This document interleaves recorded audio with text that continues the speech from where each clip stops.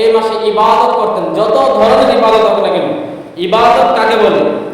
খালি নামাজ, রোজা, হজ এতটুকু নয়। ইবাদত হলো ইসমুন জামুন লিকুল্লি মা ইউহিব্বুল্লাহু তাআলা ওয়া ইয়ারদাহু। এমন একটি বস্তু, এমন বস্তু যে আল্লাহ রাব্বুল আলামিন পছন্দ করেন, ওয়া ইয়ারদাহু আল্লাহ রাজি হবে এবং খুশি হবে, ওই সমস্ত কামকে ইবাদত বলা হয়। মিনাল আকওয়া, সেটা কথার দ্বারা হয়, অল আমাল এবং আমলের দ্বারা হয়। কথার দ্বারা হয় এবং কর্মের দিক দিয়ে হয়। সেটা জাহির হয় অর্থাৎ প্রকাশ্য হয় এবং কি আড়াল হয়। যত ধরনের আমল যেগুলা আল্লাহ পছন্দ করে সেই সমস্ত বস্তুকে ইবাদত বলা হয়। যেমন নামাজ, রোজা, এটা তো জাহির। ঠিক এরকম ভাবে আপনি একটা মানুষের সাথে কিরকম ভাবে ব্যবহার করবেন, কথা বলবেন, ভালোভাবে যদি নবী সাল্লাল্লাহু আলাইহি সাল্লাম যেরকম ভাবে মানুষের সাথে কথা বলছেন, আপনি যদি কথাটা খালি বলবেন, ওটি একটা ইবাদত। যদি আল্লাহর হুকুমের অনুসারী, অর্থাৎ আল্লাহ যেই কামকে পছন্দ করেন এবং কে রাজি হবেন, যেটা নারাজ হবেন না, সেটা হলো ইবাদত। আর সেই ইবাদত এই মাসে আল্লাহ রাব্বুল আলামিন নবী সাল্লাল্লাহু আলাইহি ওয়াসাল্লাম বেশি বেশি করে করতেন। ইবাদত করতে গেলে অনেকগুলো শর্ত আছে। সর্বপ্রথম যেটা হলো, ইবাদত করতে গেলে আপনার জানতে হবে ইলম। এই ইবাদতটা আল্লাহর নবী করছেন না নাই, এটা প্রথম জানতে হবে। ইবাদত এটা আসলে কি ইবাদত, না আন্দাজে আপনি করছেন, শুনছেন আর করছেন? ইবাদত আল্লাহ রাব্বুল আলামিন বা হাদিসের ভিতরে, কোরআন ভিতরে থাকবে, এটা আপনি জানতে হবে কারো কাছ থেকে। 2 নম্বর, যখন আপনি জানবেন ইবাদত, তখন আপনি ইখলাসের সঙ্গে সেই ইবাদতটা করতে হবে। আল্লাহ তাআলা বলেন, ওমা উমিরু ইল্লা লিয়াবুদুল্লাহ মুখলিসিনা লাহুদ্দিন। ইখলাসের সঙ্গে যত ধরনের ইবাদত হোক না কেন, নামাজ, রোজা, কুরবানি, সব ধরনের ইবাদত আপনার ইখলাসের সঙ্গে একমাত্র আল্লাহর সন্তুষ্টির জন্য ইবাদত করতে হবে। আল্লাহ তাআলা আরেক জায়গায় বলেছেন যে যত ধরনের আমল, আল্লাহ তাআলা বলেছেন ওমা ইয়ারদা লিকা রাব্বিহি। আর যে ব্যক্তি আল্লাহর মুলাকাতের আশায় থাকে, যে আল্লাহর সঙ্গে দেখা করবে, তিনি যেন ফায়ামাল আমালুন সালেহ, তিনি যেন আমল সালেহ করেন। আমল সালেহ অর্থাৎ হলো, মুহাদ্দিসরা বলেছেন কে আমল সালেহ অর্থাৎ, মুফাসসিররা বলেছেন কে এটা হলো ইখলাস এবং সুন্নাহ মুতাবা। ইখলাস এবং মুতাবা, ইখলাস মানে আল্লাহর সন্তুষ্টির জন্য, একমাত্র আল্লাহর জন্য যদি আপনি করেন, তাহলে আপনি আল্লাহর সঙ্গে মুলাকাতের আশা রাখতে পারেন। 2 নম্বর, আপনার সুন্নাত মোতাবেক হবে। মোতাবেক আমল সালেহ মানে ওই সমস্ত আমল যেটা ইখলাসের সঙ্গে হবে এবং তার সঙ্গে সঙ্গে হাদিস এবং কোরআনের উপর হবে, ওটিকে বলা হয় আমল সালেহ। আল্লাহ তাআলা কোরআন করে বিভিন্ন জায়গায় বলছেন যে আমল সালেহ। খালি আমলের কথা কোনো জায়গায় বলে নেই। আমল সালেহ করলে আপনি ফলাফল পাবেন আখিরাতের দিন। অর্থাৎ ইখলাসের সাথে সাথে আপনার ওটা সুন্নতের মোতাবেক হতে হবে, রাসূলের পদ্ধতি মতো হবে। ঠিক এরকম ভাবে একটা আমল, সেটা হলো কুরবানি। কুরবানি আমরা কালকে করছি। কুরবানি এই শব্দটা হলো ফার্সি, যার অর্থ হলো নৈকট্য হাসিল করা, আল্লাহর নৈকট্য।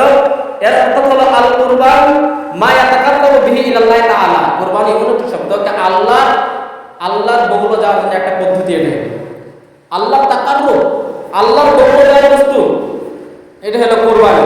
এবং শরীয়ত, কোরআন এবং হাদিসের যেটা আমরা কুরবানি করছি, সেটা হলো আল্লাহর সন্তুষ্টির লাভে, আল্লাহর সন্তুষ্টির উদ্দেশ্য, আল্লাহর সন্তুষ্টির জন্য শরীয়তের নির্ধারিত কিছু পশুকে জব করা, এটাই হলো কুরবানি। ঈদুল আযহার দিন যেটা জব করা হয়, এটা হলো কুরবানি। কুরবানির গুরুত্ব কিরকম, আল্লাহ রাব্বুল আলামিন কোরআন কারীমে ইরশাদ করে দিয়েছেন, ফাসাল্লি রাব্বিকা ওয়ানহার। অর্থাৎ আমি নামাজ এবং কুরবানি একমাত্র আল্লাহর জন্যই করি। ঠিক এরকম ভাবে আল্লাহ রাব্বুল আলামিন আরো জায়গা বলেছেন যে কুরবানি, এই কুরবানি অনেক আগের থেকে চলতেন। কুফার মুশরিকিনরা তারা তাদের মূর্তির সামনে কুরবানি করত। কিছু জানোয়ারকে জব করে সারে সেই জানোয়ারের মাংস বা রক্ত কাবা ঘরের সাথে লাগা দিত। আগে কুফাররা কাবা ঘরটা মুশরিকের কাছে আসছিল, আল্লাহ নবীর জামানার আগে, জাহিলিয়াতকে যারা বলা হয়, তারা জব করে সেরে রক্ত বা মাংস মূর্তির সামনে লাগা দিত।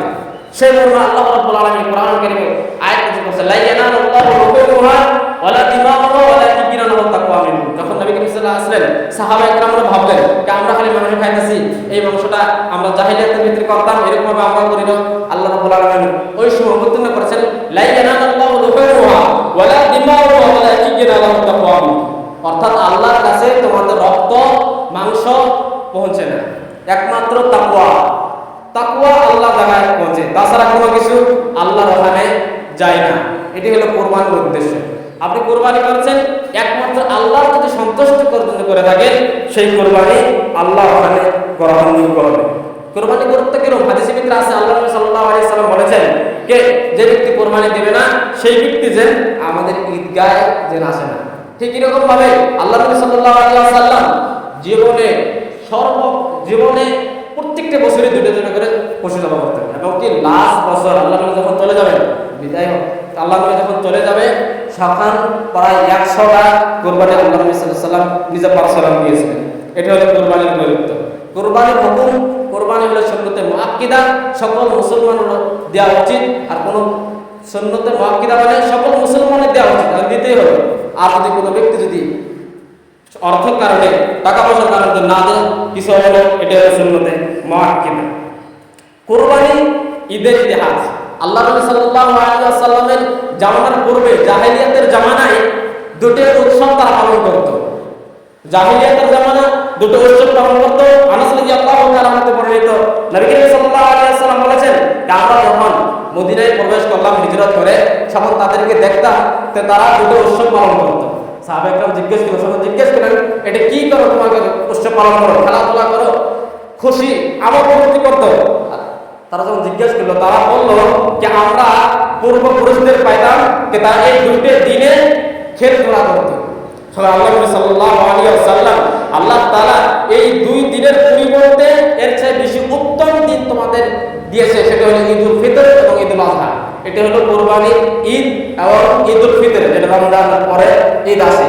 এটা হলো ইতিহাস। আল্লাহ নবী সাল্লাল্লাহু আলাইহি ওয়াসাল্লাম যখন মক্কা থেকে মদিনা আসে, মদিনাবাসীদেরকে দেখতো যে তারা দুটো উৎসব, সাহাবাদের যখন সাহাবা হয়েছে তারা উৎসব পালন করত। তখন সাহাবায়ে কেরাম জিজ্ঞেস করলেন, আল্লাহ নবী জিজ্ঞেস করলেন তারা কেন পালন করে? তারা বলতো যে আমাদের পূর্বপুরুষ এরকম ভাবে দুটো উৎসব সেই দিনে খেলতো এবং কি আমোদ ফুর্তি করতো। তখন আল্লাহ রাব্বুল আলামিন এই দুই দিনের পরিবর্তে এই ওদের খুশির পরিবর্তে এই দুই দিন আদা করেছে, সেটা হলো ঈদুল ফিতর এবং ঈদুল আযহা। ঠিক এরকম ভাবে কুরবানি প্রথম ইতিহাস, কুরবানি শুরু হওয়া হয়তো কালকে আমরা শুনেছেন, কিন্তু কুরবানি যখন প্রথম শুরু হওয়া, সর্বপ্রথম ডেটে মানুষ হযরত আদম আলাইহিস সালামের সন্তান হাবিল এবং কাবিলের ভিতরে, সেই জামানায় আমি কুরবানির কথাটা বলতে চাই একটা জিনিস, যে কুরবানি দেওয়ার উদ্দেশ্য কি। আল্লাহ নবী সাল্লাল্লাহু আলাইহি সাল্লামের জামানা, তার পূর্বে সকল উম্মতের ভিতরে এরকম ভাবে কুরবানি হতো, কিন্তু পদ্ধতি আলাদা ছিল। কুরবানি দেওয়ার উদ্দেশ্য একটাই, সেটা হলো আপনার তাকওয়া, ঈমানদার, আল্লাহ সন্তুষ্টির জন্য একমাত্র করতে হবে। হাবিল এবং কাবিলের ভিতরে সর্বপ্রথম যে কুরবানি শুরু হয়েছিল, কিসের জন্য? হাবিল এবং কাবিল। হাবিল তিনি বকরি এবং দুম্বা পালত, কাবিল ক্ষেত চাষ করত। সেই জামানায় কিছু তাদের ভিতরে দ্বন্দ্ব হইল, তখন আল্লাহর তরফ থেকে হুকুম আসলো যে তোমরা কুরবানি করো। কুরবানি হওয়ার পরে তারা যখন কুরবানি দিত, যার কুরবানি কবুল হতো আসমান থেকে তারটা উঠাই নিয়ে যেত, এবং কি যার কুরবানি কবুল হতো না ওই ছেড়ে যেত। কাবিলেরটা কুরবানি কবুল হয় নাই তাকওয়া এবং ঈমানের জন্য। ঠিক এরকম ভাবে কুরবানি দিতে আমাদের যে কুরবানি করছি, এই কুরবানির উদ্দেশ্য বা এই কুরবানি যে চালু হয়েছে সেটা হলো হযরত ইব্রাহিম আলাইহিস সালাম।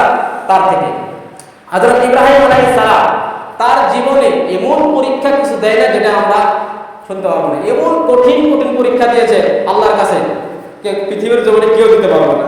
সর্বপ্রথম যে পরীক্ষা, হযরত ইব্রাহিম আলাইহিস সালাম তার বাপ মূর্তি বানাতো, সকল তার গ্রামের মানুষ এমন ভাবে তার ব্যাখ্যা হয়েছে যে তিনি মুওয়াহিদ ছিলেন, মানুষকে এক আল্লাহর দিকে ডাকতেন। সকল গ্রামের মানুষরা এমন রাগে তাকে আগের ভিতরে আগুনের দিকে নিক্ষেপ করে দিয়েছে। ঠিক এরকম ভাবে, বেশি লম্বা করছে না, ঠিক এরকম ভাবে একটা সময় আসে যা যখন হযরত ইব্রাহিম আলাইহিস সালাম 80 বছর হয়ে যায়, এরকম ভাবে তার একটা সন্তান হয় না, ছেলে সন্তান একটা হয় না, ছেলে না মেয়ে।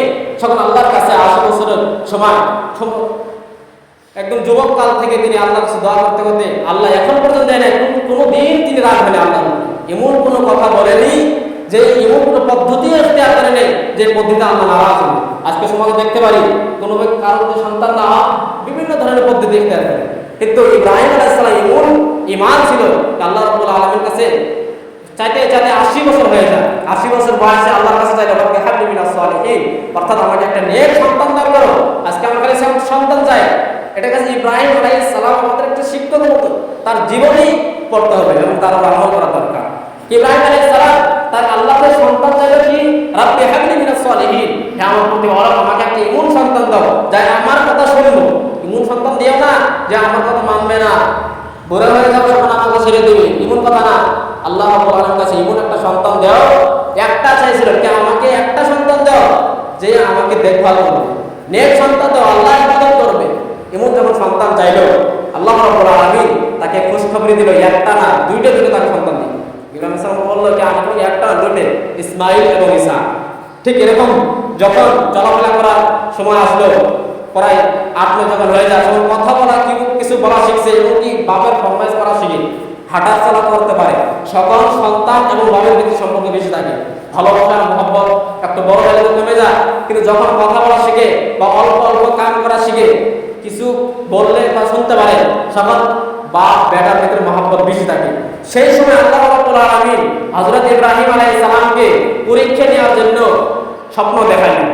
আর সেই স্বপ্ন হলো কি, আল্লাহ তাআলা কোরআন কারীমে বলেন, ইয়া বুনাইয়া ইন্নী আরা ফিল মানামি আন্নী আসবাহুকা ফানজুর মা তারা।